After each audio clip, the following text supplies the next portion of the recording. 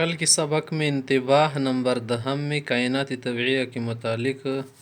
بات چل رہی تھی۔ حضرت مصنف صاحب کیا کر رہے ہیں، مزید آگے وضاحت کر رہے ہیں۔ شریعت مطہرہ کو اسی تو کائنات طبیعیہ سے بحث کرنا مقصود نہیں ہے، لیکن کیا ہے کچھ لوگ انہوں نے کائنات طبیعیہ میں بھی رد و بدل کیا ہے، جن کے متعلق نصوص میں صراحت ہے، جیسے کہ ڈارون کے نظریے کے متعلق کچھ وضاحت ہو گئی تھی کہ وہ انسان کو کیا مانتے ہیں، اصل میں بندر، اور بعد میں ترقی کے نام سے اسے انسان بنایا۔ آگے ہیں اور من جملہ ان امور کے رعد و برق و مطر کا تکون ہے۔ یہ جو بارش کے وقت آسمان میں کیا ہوتے ہیں، گرج وغیرہ، رعد و برق من بجلی چمک وغیرہ جو ہوتی ہیں،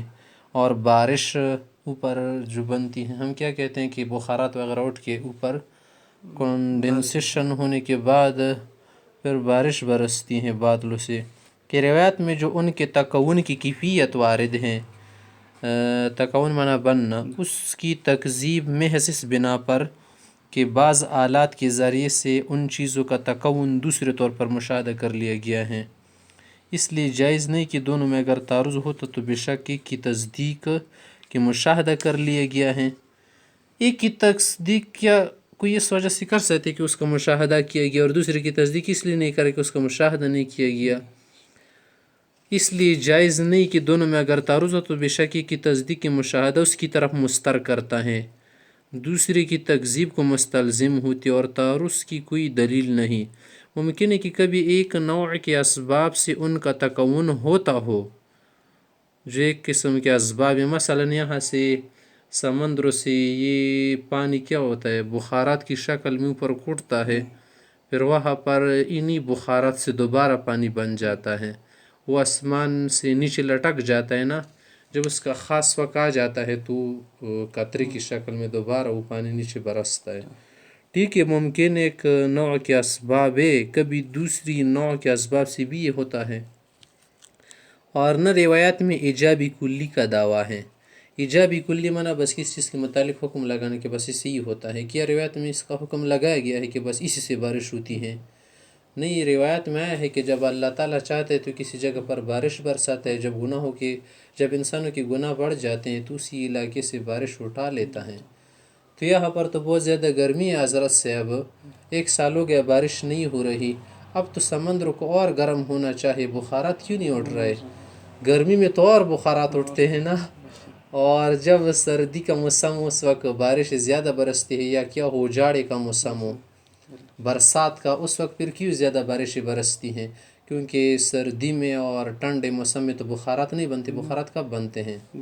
جب گرمی زیادہ ہو اور بارش کئی مدت سے نہ برسی ہو، اس وقت بخارات بنتے۔ تو دیکھیں آپ کا جو دعویٰ ہے قول کے مطابق نہیں ہے، اور مشاہدے سے تو موجب کلیہ کا حاصل ہو ہی نہیں سکتا، جو مشاہدہ انہوں نے کیا ہے موجبہ کلیہ اس سے نہیں بنتا۔ دونوں جگہ قضایا جزئیہ یا محملہ کی قوت جزئیہ میں ہے حاصل ہوتے، دونوں جگہ پر جو بات بنتی یا تو کیا ہے، قضیہ جزئیہ ہے یا قضیہ محملہ ہے۔ قضیہ محملہ کا معنی یہ ہے کہ بس ایسا حکم لگایا جائے کہ دونوں راجح میں سے دونوں جانب میں سے کسی ایک کو آپ راجح قرار نہ دے۔ ممکن یہ آدمی کل جو مر گیا ہے نا، زہر سے مر گیا ہو، ہم نے تو ابھی تک چیک نہیں کا، پوسٹ مارٹم اس کا نہیں کیا، اور ممکن یہ اپنی موت مرا ہو، تو کسی جانب ہم نے حکم لگایا کہ یہ صرف زہر سے مرا ہے یا اپنی موت مرا نہیں، بس دونوں جانب محمل چھوڑے ہیں، ہم نے اس کو کہتے قضیہ محملہ۔ قضیہ جزئیہ کا معنی یہ ہے نا کہ ایک جانب کچھ جز کی طرف ترجیح دی جائے، پوری جانب کی طرف بھی نہ ہو، اور دو جزئیہ میں تناقض نہ ہونا معلوم و مسلم ہے کہ جب دونوں قضیہ کیا ہو جزئیہ ہونا، اس میں تناقض نہیں ہوتا۔ تناقض تو اس میں ہوتا ہے کہ ایک طرف موجب کلی ہو، دوسری طرف سلب کلی ہو، یعنی ایک طرف آپ کہہ دیں کہ آدمی مرا ہے، دوسری طرف کہ نہیں مرا ہے، یہ کیسے ہو سکتا ہے؟ پس جب تعارض نہیں ہے حضرت سے تو دونوں کی تصدیق ممکن ہے۔ جو تم بات کر رہے ہیں نا سائنس وغیرہ مشاہدوں کی، تو ممکن اسی وجہ سے بارش ہوتی ہے، اور جو ہماری باتیں ممکن اسی کی وجہ سے ہوتی ہوں، تو بات کیا رہی؟ برابر رہی۔ پھر آپ اپنی جانب کو کیوں زیادہ کھینچ رہے ہیں؟ پھر روایت کی تکذیب کی کیا ضرورت ہے؟ روایت کو آپ کیوں جھٹلانا چاہتے ہیں؟ تمہارا مشاہدہ اتنا قوی ہو گیا کہ روایات کو بھی تو نے کیا کر دیا، پس پشت کر دیا۔ اور من جملہ ان امور کے اسباب طاعون کی روایات ہے، طاعون کے متعلق جو کیا ہے اسباب ہے، روایت بھی آئی ہے نا کہ طاعون کی بیماری وبا صرف اس امت میں نہیں بلکہ پہلی امت میں بھی یہ وبا آئی تھی کہ وہ معاصی یا وخز جن سے واقع ہوتا ہے۔ یہ جو طاعون کبھی کبھی آتا ہے یا وبا یا کوئی عام بیماری آ جاتی ہے نا، تو یا گناہوں کی وجہ سے یا وخز جن سے۔ وخز جن منع جنات کسی کو کیا کر دے، کچھ طریقے ہیں مار دے اس سے، سو یہ بھی اس مشاہدے کے معارض نہیں جس سے اس کا سبب خاص کیڑے ثابت ہوئی ہیں۔ اس میں بھی وہی تقریر بالا ہے کہ یہ صرف جزئیہ ہے، قضیہ جزئیہ میں کیا نہیں ہوتا، تعرض نہیں ہوتا۔ من جملہ ان امور کے مرض کا متعدی نہ ہونا ہے، بیماریاں متعدی نہیں ہوتی، ایک آدمی سے دوسرے آدمی کو بیماری نہیں لگتی، اس کا بھی اس وقت تجربی کی بنا پر انکار کیا جاتا ہے یا اس وقت کیا جاتا ہے۔ سو عند التأمل، اگر خوب سوچ و غور کیا جائے اس میں بھی تعارض نہیں، کیونکہ عدوا کی نفی کی یہ معنی ہو سکتے، حدیث میں جائے کہ لا عدوا، ایک آدمی سے دوسرے آدمی کو بیماری منتقل نہیں ہوتی، مطلب ہے کہ وہ ضروری نہیں کہ منتقل ہو جائے۔ بعض لوگ کیا کرتے ہیں، بس اسی کو سبب اصلی مانتے ہیں کہ قریبی نہ ہو جاؤ، بس لگ جاتی ہیں، ضروری نہیں ہے، بس آیا ہے بیماری ایک آدمی سے دوسرے کو لگ سکتی، ممکن ہے نہیں لگ سکتی، یہ بھی ممکن ہے، لیکن تم نے تو اتنا احتیاط شروع کر دیا کہ ایک بیمار آدمی سے اتنی دور بھاگنا اور اسے کیا کرنا، تنفر کا حد اختیار کرنا، یہ تو عقل میں نہیں آتا،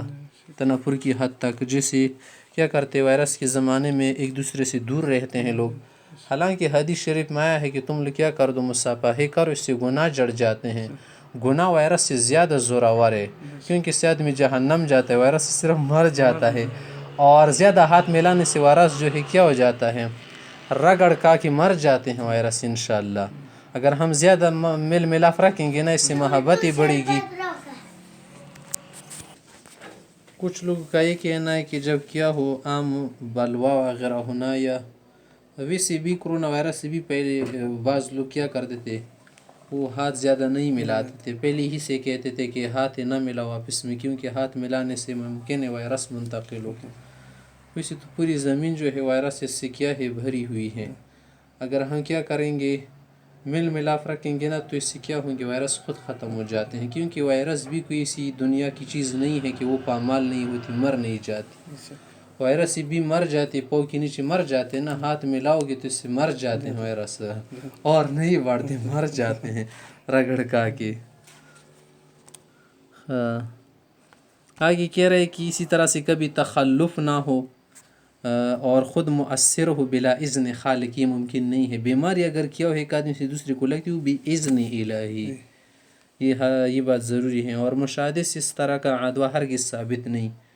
نہیں ہوا، بلکہ مشاہدہ اس کے خلاف ہی کہ کبھی عدوہ نہیں بھی ہوتے ہیں، ایک آدمی سے دوسرے کو بیماری نہیں لگتی، اور نصوص سے ہر امر کا موقوف ہونا ارادہ الہیہ پر ثابت ہے کہ جب اللہ کا ارادہ ہو۔ من جملہ ان کے جو ایک بات ہے طبیعی بات نا، نصوص میں اس کا کیا ہے تصریح آئی ہیں، ان کے تعدد عرض ہیں کہ زمین ایک یا 7 ہے، متعدد معنی زیادہ ہونا،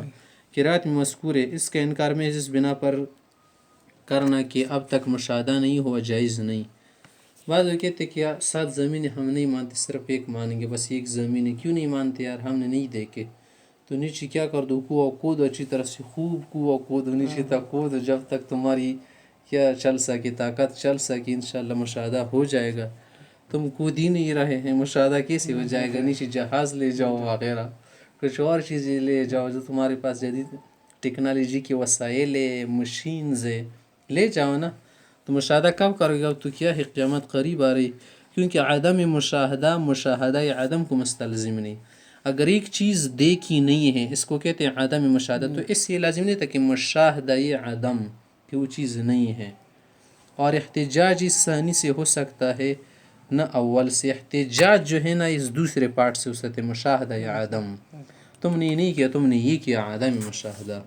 تو کب کرو گی مشاہدہ؟ کر لو نا جلدی جلدی، ہمارا بھی انتظار ہے۔ رہا یہ سوال کی روایات میں ان کا تحت عرض ہونا آیا ہے، سو ہم نے کرۂ عرض کے گرد گرد پھر کر پھر کر دے گا کہ زمین کے ارد گرد ہم گم کسی جانب بھی ان کو وجود نہیں. اس کا جواب یہ ہے کہ ممکن ہے کہ وہ فضائے واسع میں اس عرض سے اس قدر دور ہو کہ نظر نہ آتی ہو یا بہت چھوٹی نظر آتی ہو اور ہم ان کو کواکب سمجھتے ہیں. یہ زمین بھی کیا ہے؟ سیارہ ہے نا، گھومنے والا پلینٹ.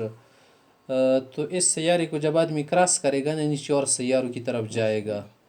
تو اب تک کسی کو کراس نہیں کیا تو نیچے اور کہاں جائے گا یار. زمین بھی ایک گیند کی طرح ہے. جیسے گیند کو کیا کر دے، ایک تار سے باندھ دو نا اور گھماتے جاؤ تو یہ زمین بھی سورج کی گرد گردش کرتی ہیں.